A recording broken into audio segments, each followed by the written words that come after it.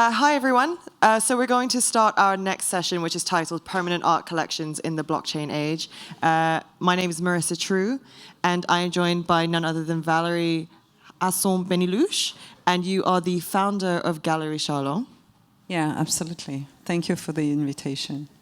So for this one-on-one discussion, I want to venture across a variety of different subjects. Firstly, into your personal backstory, and then I'd like to talk a bit more about what Galerie Charlot is doing within the blockchain space and some of the more recent developments. And then we want to stem into this notion of the role of permanent art collections in this space, because the notion of a permanent art collection is quite a traditional one. So how it manifests in, a Web3 world is arguably quite different.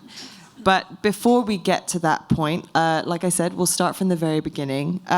Can you first share a bit more about your personal journey first into the contemporary art world? So I always really was interested in art since I think I bought my first piece of art I was 18, so it was not yesterday but before. And so it's something that really happens to be an old passion. And then I went to different kind of area, like design, photographies, and then I was also helping my clients. I was working in one time I was working in interior design, and I was helping my clients to find different kind of artworks for their places. So I was going to the galleries and to the fair before opening my own galleries. And why I opened my galleries, because when I was doing all this tour, trying to find different kind of artworks, I really discovered all the digital art world, and I really enjoy it. I think it was so different from what I saw. It doesn't mean that I didn't like paintings and drawings and everything. I still love everything. But it was something that we haven't seen so much. And I think it was very interesting, and it's always very interesting in the art world to go on, not to be stable. So everyone knows what is drawings, what is sculpture, paintings, and some of them a little bit of videos. But then you have a lot of more, because the artists, they always take new tools and play with it to create. And I think that was really the point, just to show what these artists are working on with the new tools. So my whole story was my passion for art for a long time, then photographies, design, interior designers, and then my gallery, because I thought it was something normal to show something that you couldn't find in different galleries everywhere. So I opened this gallery at Galerie Charlot in 12 years ago in Paris. And I was showing, first of all, I was mixing paintings and digital art, because people didn't know at that time what was digital art. Something was like, what is digital art? It's not art. It's not material. It's something that you cannot touch. It's like a file, or it's too abstract. So the people were coming from different art world, and collectors, very classical paintings, drawings. But they were kind of interested also, because art collectors are always interested in what's happening around, even if they don't buy. They want to see, they want to talk about it. And sometimes it takes time to understand, to like, to know what you like. So you have to initiate your eye to different kind of artwork. And so they came to the gallery for the paintings, but they discover one by one different artists, digital artists, like videos, like interaction, like generative artworks, like augmented reality, and all this kind of digital art. So in that way, Galerie Charlot was, the motivation behind its creation was to bridge the conversation between different kinds of emerging artistic mediums, and to show that there was a level of continuity between them, and to also, I guess, educate people into how they can come to appreciate these new mediums? Because as you said, I think a lot of digital art gets minimized or dismissed because of the format that it comes in, i.e., a JPEG or some file on a computer, which is to dismiss, the level of consideration and effort and intent behind its design. So how have you stumbled across those conversations having launched Galerie Charlot, and how do you help to encourage people to understand a bit more about, this very misunderstood realm of art? Yeah. Well, it took times first and patience. So it's, I think galleries, we have also a role of education somehow. So I did a lot of presentation, explanation, and trying to explain to the different people and collectors that was also as movie, as videos at that time, or if you can really even compare when all the impressionism movement in paintings were accepted at that time. Everyone was saying, wow, that's terrible, it's not paintings, you don't see anything, it's not real, it's not, And suddenly now, everyone is just dying for it. So it takes time, and you have to see many things. And of course, in those kind of artists, you have, good and bad, it's stupid, but the one who are going through times and develop. So yeah, the conversation was not easy to find. How does that conversation differ between, institutional partners that you work with versus a spectator at the gallery? How do you differentiate the conversation between someone who understands it on more of an industry level versus, an individual art appreciator? Well, I always present digital art as like a painting, but in movement. So when I think the display is very important also. So it means that if you show something in a bad way, like with something not really qualitative, so you need a good screen, you can make a frame around the screen, so suddenly it happens to be like a paintings in movement. So you can live with it. And I remember this collector, he was a very classical collector with paintings and everything since a long time, and he said to me, well, Valerie, what do you think? You think I'm going to sit in front of my videos and look at it? And I said to him, do you sit in front of your paintings and look at it? So you just live with it, You just, it's a painting in movement, or it's a still image, it's a whatever, but it's a part of your environment. So you just enjoy it. Sometimes you look at it, sometimes you don't, sometimes you forget. You can even turn it off. So it's a different way of living with art. And this is something that you have to get used to it. And now he has like a bunch of artists, digital art, so it's very funny because finally he find a way to live with it and to enjoy it. I think that's actually been a very pervasive theme across many of these discussions, is how we best consume digital art, because it is consumed differently to, a painting on a wall or a photograph that's framed.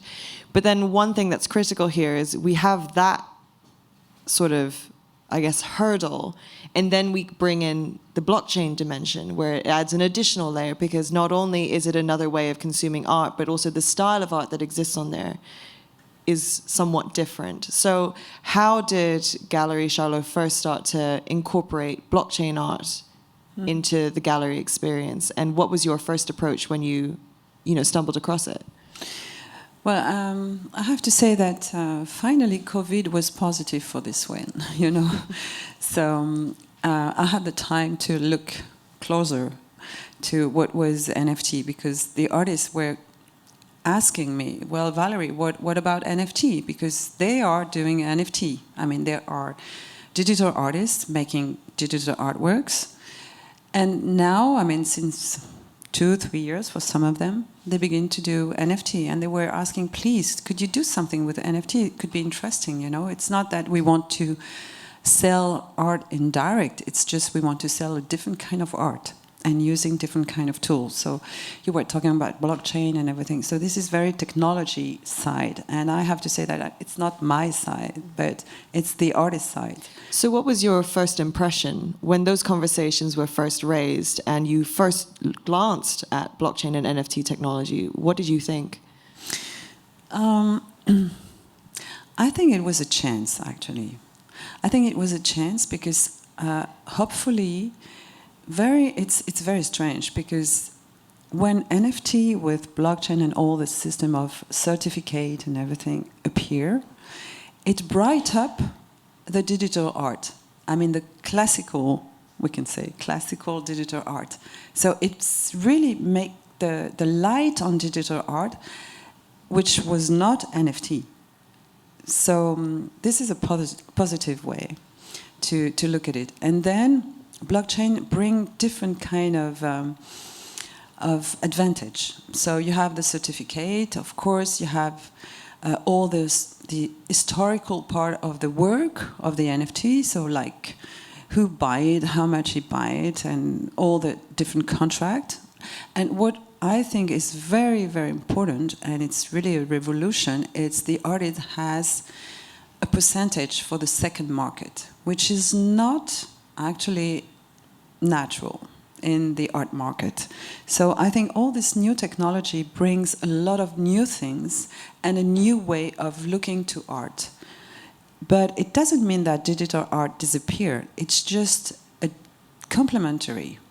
Because digital art, for example, we can say now the classical digital art, which is funny to say, but classical digital art, we have certificate, we have all the documentation for the artworks, how it works, how you can display on whatever. But you don't make, I mean, for example, if you buy an NFT, you can share your NFT with everyone. You are the owner, but you can share with everyone. If you buy a digital piece of art, you have it at your place, but you don't really share it with everyone, just your friend, when you invite people. So it's a different way of enjoying, sharing, and I don't say that it's better, it's just different. So it's really it brought something very important. It's really a revolution in all kind of sense. So then when it came to the curatorial process of sourcing not only digital artists, but now blockchain native artists, how did you approach that? Was the process similar? Was it different? Did you feel compelled to evaluate works in different ways? It's exactly the same, I have to say. I just looked to the artists. When I began to open my gallery, I was trying to find the artists, the digital artists. Most of the time they were doing festival. They were not in galleries. There were no galleries for digital art. I mean, 12 years or 15 years ago. So I was going to different kind of festival, to different kind of exhibitions, but like underground exhibitions or, you know, this kind of places.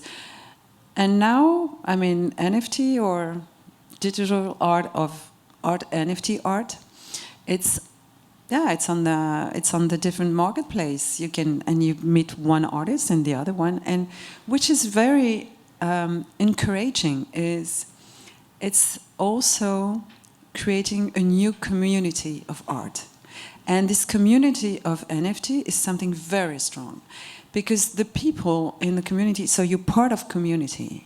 You're part of this NFT community. So.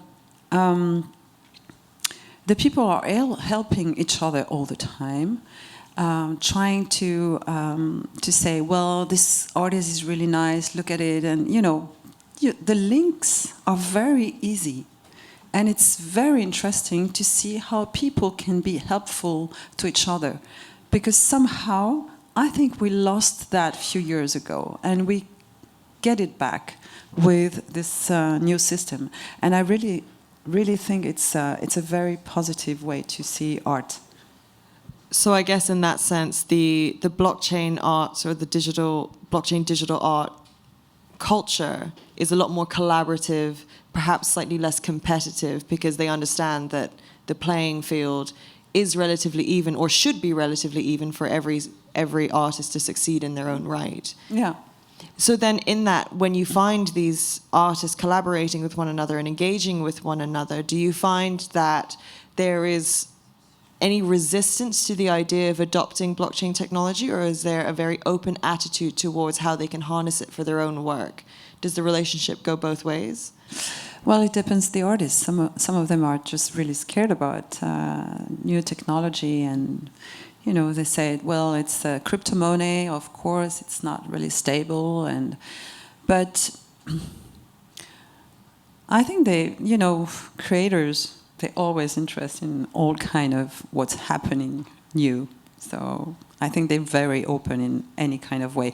And also with this community system, they can find help to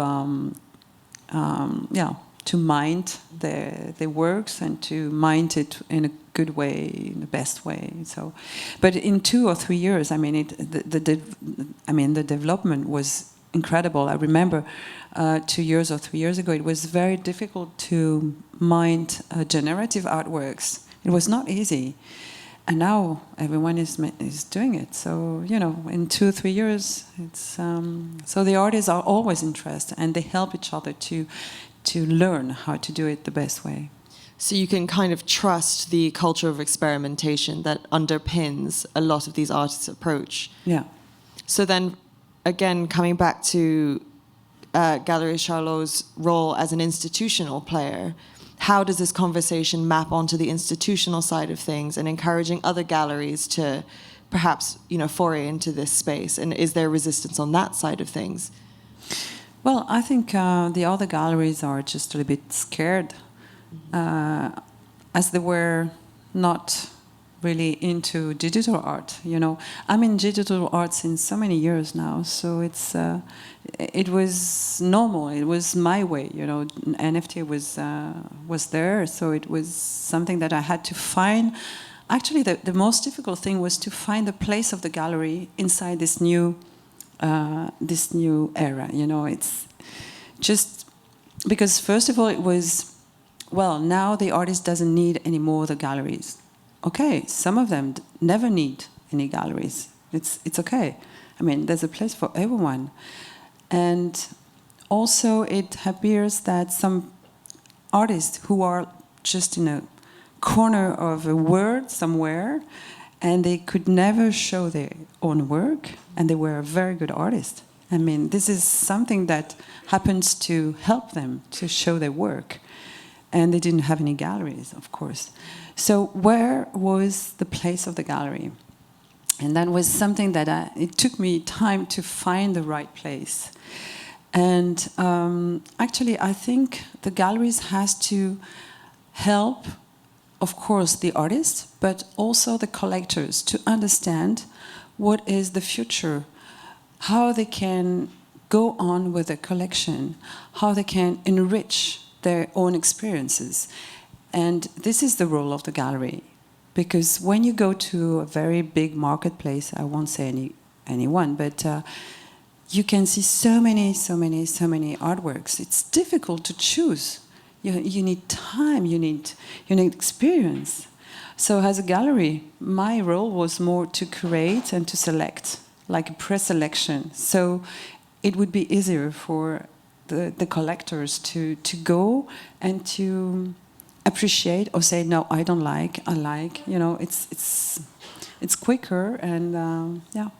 So I guess the gallery continues to act as a bit of a filter between, the mass sea of the artists that we have in this space. Yeah. And I think it's immensely encouraging to see the volume of people who are participating and act as an expert lens upon which we can select, artists of quality or artists that are making a particular statement or are, releasing particularly groundbreaking works. Yeah. It's we help. We try to help the selection. But also in that Galerie Charlot's own role is evolving over time because it has also developed an NFT marketplace. So can you tell us a bit more about the motivation behind that? Well, I think when I begin something, I really like to make it the full possibility to be very professional. So the thing is, so I was talking about the role of the gallery. So the role of the gallery was to create this NFT artwork, and to present some different art that you couldn't find everywhere, because otherwise it doesn't have any sense if you can find a piece here and everywhere. I mean, so that's why I created this marketplace, because I think it was a good idea to have a selection and the exclusivity of an artwork.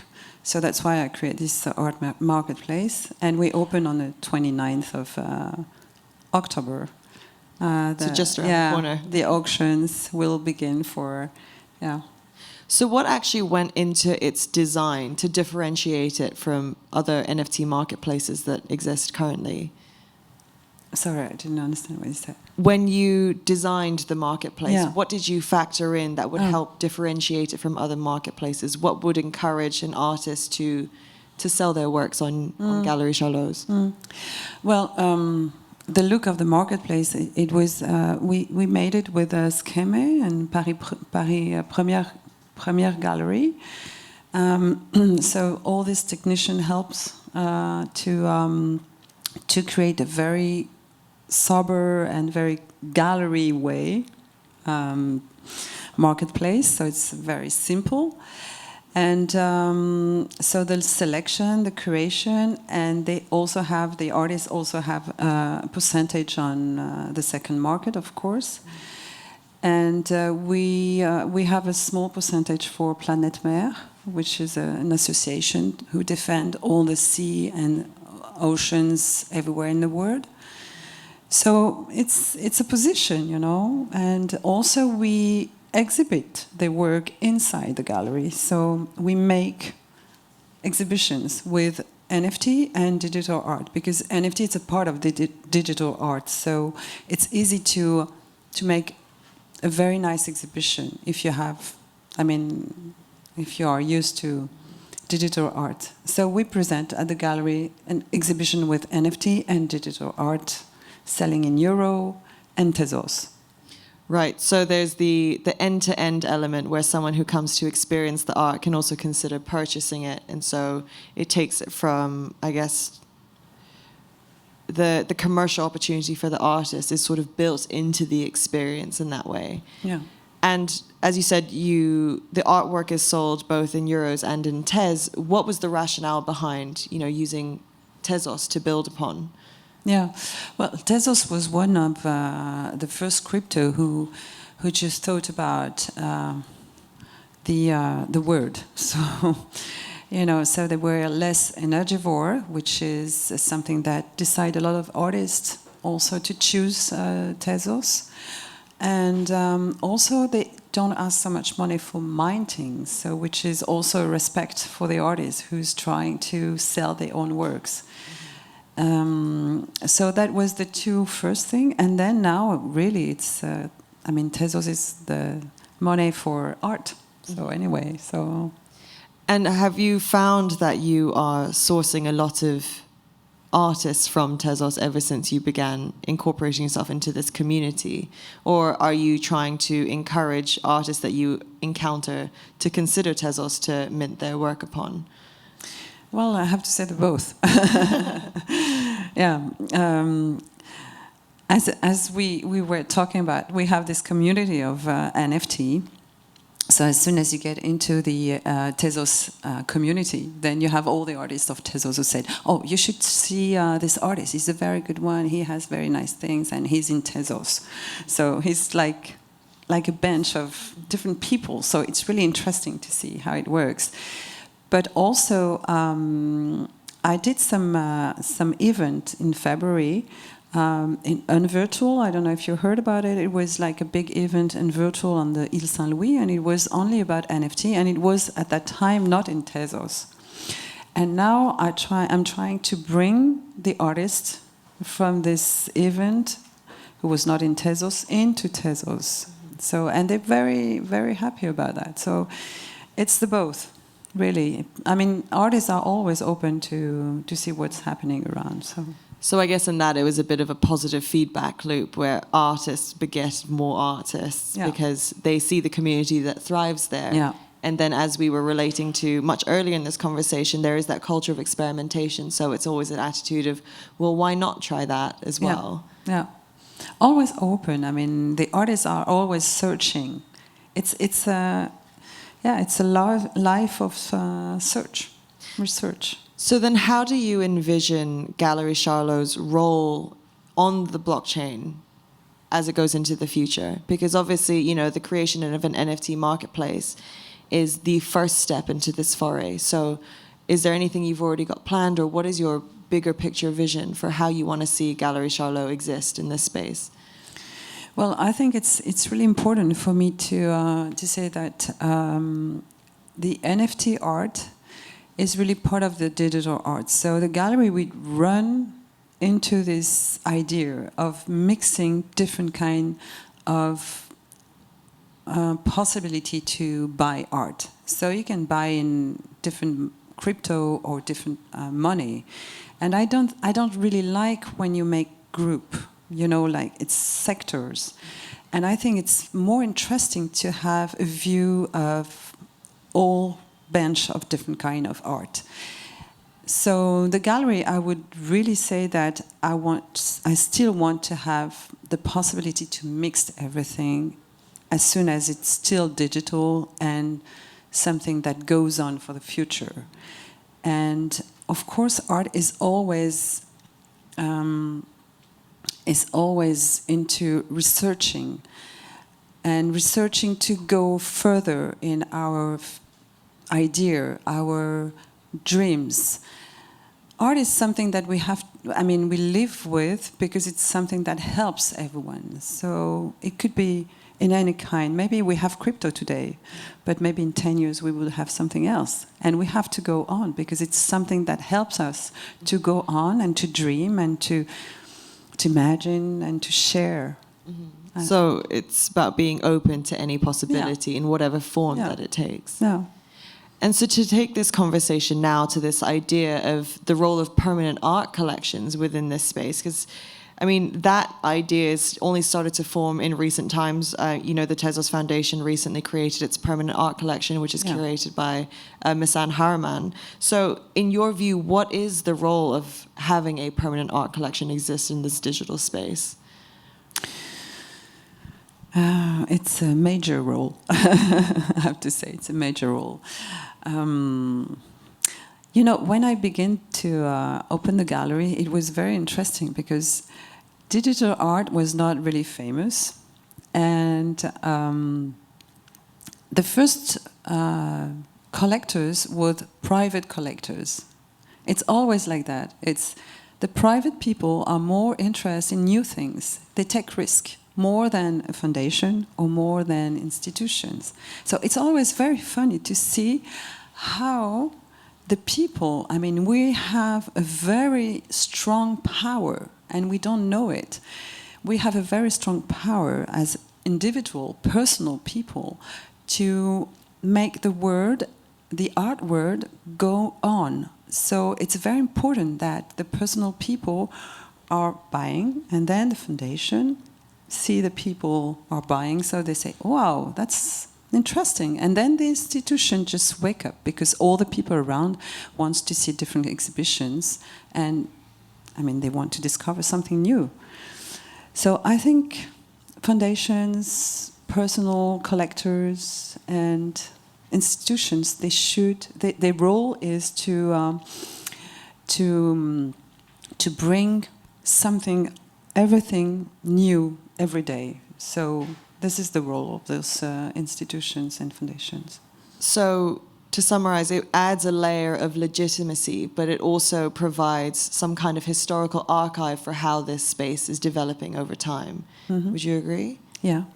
And so then, is there a difference between how a permanent collection in the blockchain space with NFTs exists as compared to, you know, a traditional permanent art collection? Yeah. Well, as we said that NFT brings something very different, as you can share your collection. You can go everywhere. There's 2 points, very important. You can go everywhere with your collection. So if you travel around, you always have your collection with you. You can display on, you are in a hotel, you can display it on a screen, you can display it on your phone or in your tablets, everywhere. So which is something very important. It's a different way to live with your art. Because, for example, I mean, if you have a collection like a classical collection, okay, you have it on your wall in your place or in your office, whatever, which is really nice because you enjoy it every day. You can share it with your friends. But as soon as you go somewhere, you move, you go on holidays and whatever, you don't share it. I mean, it's something very personal. So NFT is something that you can go with, you move with your collection and you share it with someone. So you are the owner, but you share it with everyone. So it's even a philosophical way to collect somehow. And it's very different, it's very new. Mm-hmm. Mm. And in that, displaying this art is of critical importance because the way you display it frames how someone actively is able to consume it. So what are sort of the things, given your background in presenting so many digital works, needs to be considered importantly so that we can see this work in the best light possible? Like, you mean the way that we can, the best way to display it? Yes. I think each work has a different way to be displayed. Mm-hmm.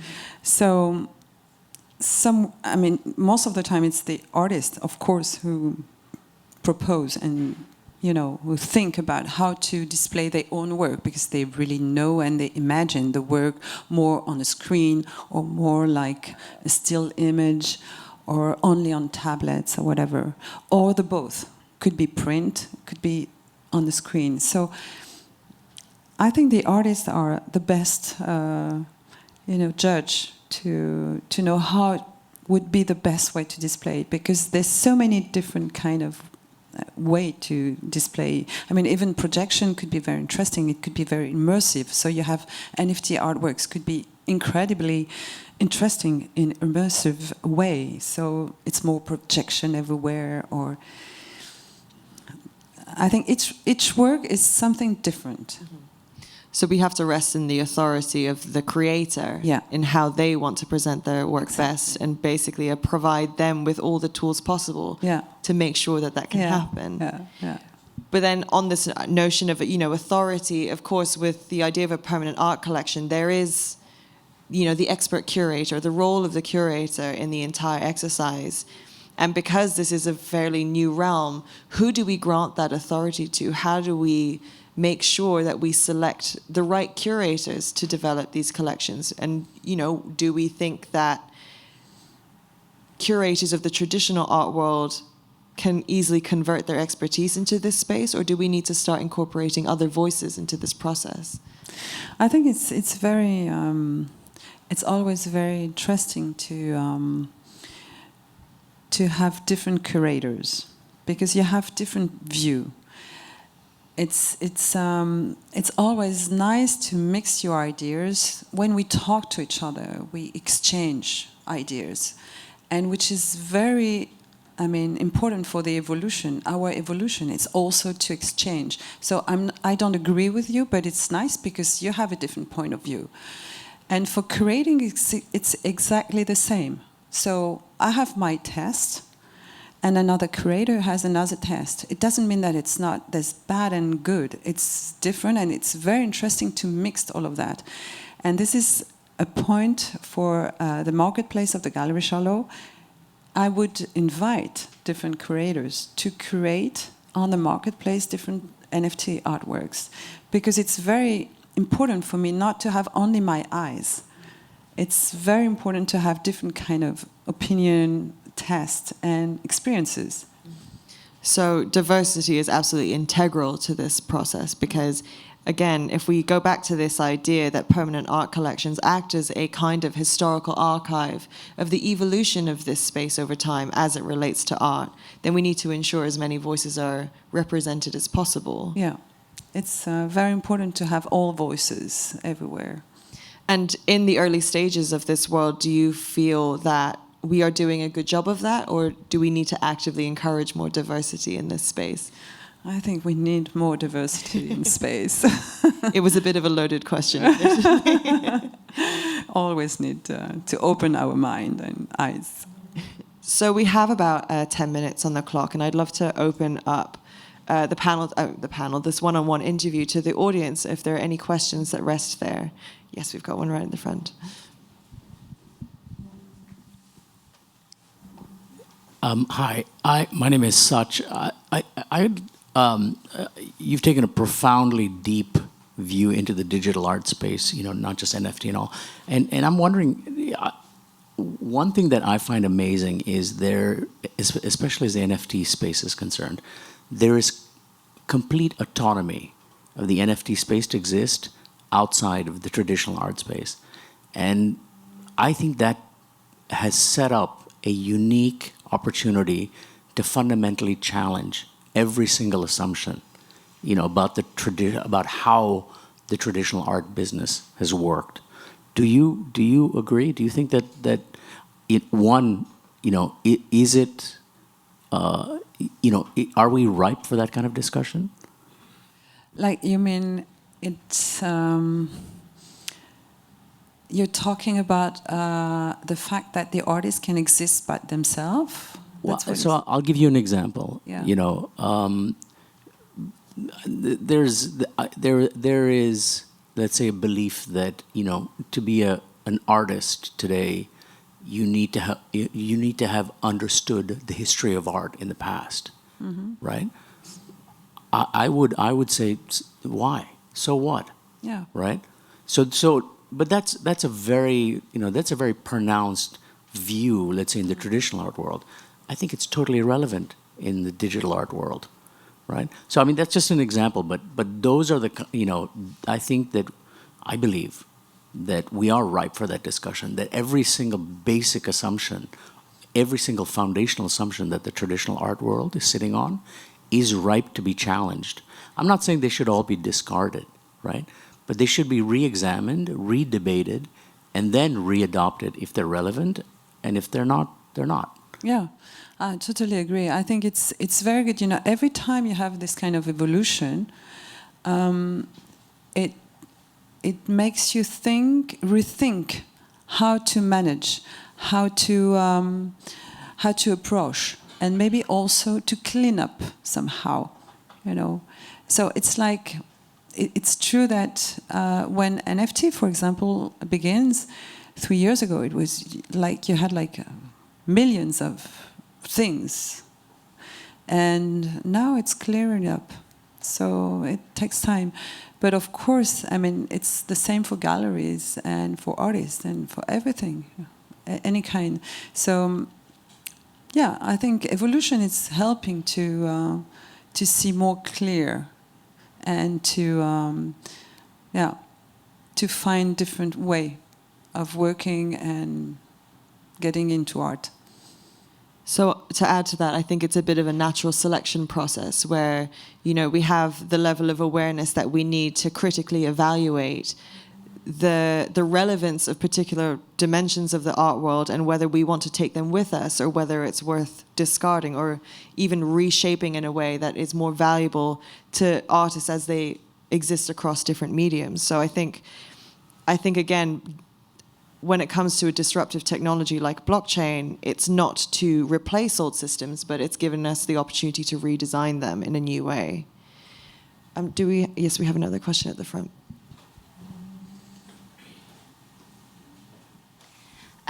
Thank you, Valerie, for coming and speaking a bit more about Galerie Charlot.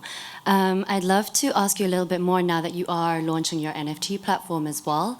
If you imagine other use cases for NFTs and blockchain for maybe works that are not NFTs, or are you keeping it, even though you will do exhibitions of classic digital art with NFTs, have you also thought of maybe applying NFTs to these classical digital artworks for the sake of provenance and having it on the blockchain? And could we even extend that to maybe if you were to have physical objects that are paintings or sculptures in the gallery as well, could you even extend NFTs to those physical artworks for the sake of integrating the technology in your gallery more holistically. What are your thoughts on that? Yes, we are thinking about link the immaterial with material. So some artists are doing that. I mean, I'm just presenting. I'm an agent somehow. So really, again, the artists are creating something, piece of art, and they decide that this piece of art would be totally digital or digital plus print or sculpture. And that could be something happening on the marketplace of the gallery. Yes, we have that for on the 29th. You will see some digital with physical artworks. I mean, to purchase. Yeah. So I think it goes in both directions. Yeah. Yeah. And we have. Would you like to add anything else? We have another question up in the front.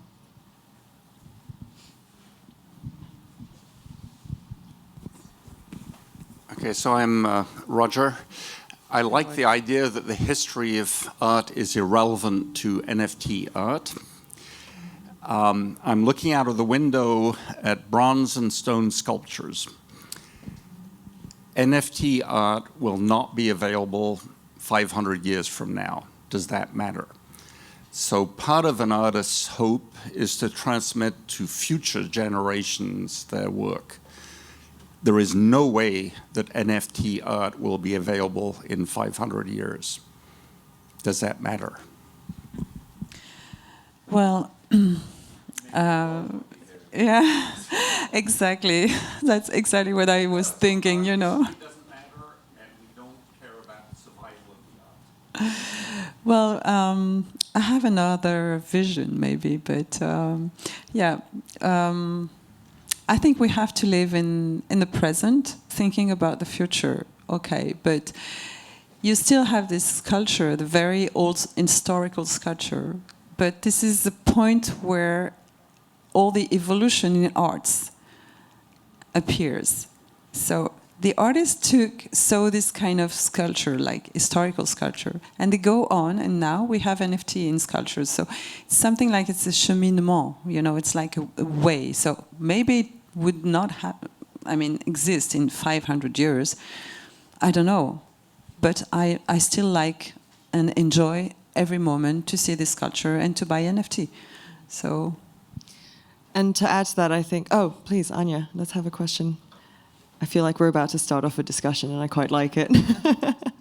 That was a really good point, Roger. And I was just thinking about artworks that exist in the present, but then don't continue. And as a performance artist, and for most of history, there have been performances and moments that have happened that only existed for that moment and are not able to be brought into the future. So they were happening before there were video cameras, before there was documentation. You might have paintings of performances or drawings of something that happened, but I feel like NFTs aren't the beginning of artworks that cannot be carried into the future in their full form.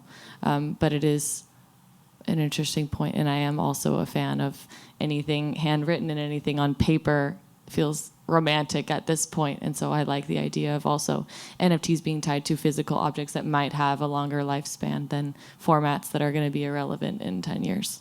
Yeah. Would anyone else like to add perspective to this? Yes, Deja. We have another one at the front.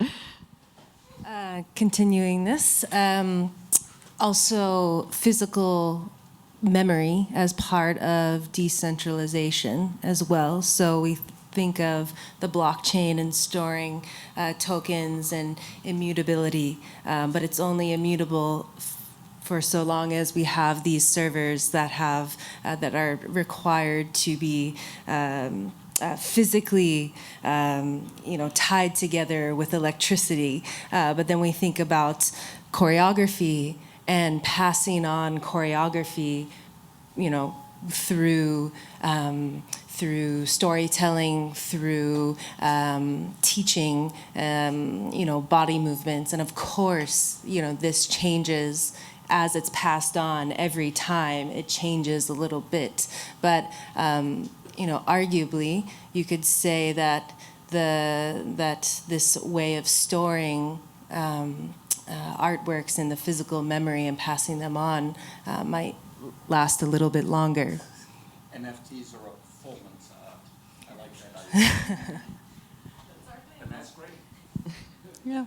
So I believe it's a really interesting question to look at the question of permanence, because I have seen so many amazing works of art at the Art Basel Fair, which by the nature of their medium do not give themselves well to archival. And I think with digital art and even like the act of NFTs, because they are like a log of transactions, I think what comes into play is the idea of archival, which was always an important part of the art world, and it like the question of what will be selected by the present and by the future to be archived and to be reproduced in new forms with digital mediums. The digital data can of course be reproduced and kept up, but one needs to keep putting effort into that as time moves on. It's very fascinating. I think it's very important not to forget that art is emotions. It's experiences, it's memories. So sometimes it's not a problem if it's not natural and you don't keep it as an object, but just as a thought and feelings. And I think there's also one final distinction, which is that the art can exist separate from the NFT that underpins it, and the NFT exactly as a historical record of this piece, whether it comes to provenance, whether it comes to transaction history. The way we consume and what we feel about the art isn't bound to the technology. That is actually a separate dimension. It's a component, but it is not the piece in its entirety. Yeah. It's a tool. It's just a tool. I mean, that was a fantastic discussion. I'm very, very happy that all of you so actively participated. And Valerie, thank you so much for all of your perspectives. You're welcome. Thank you. Thank you for you.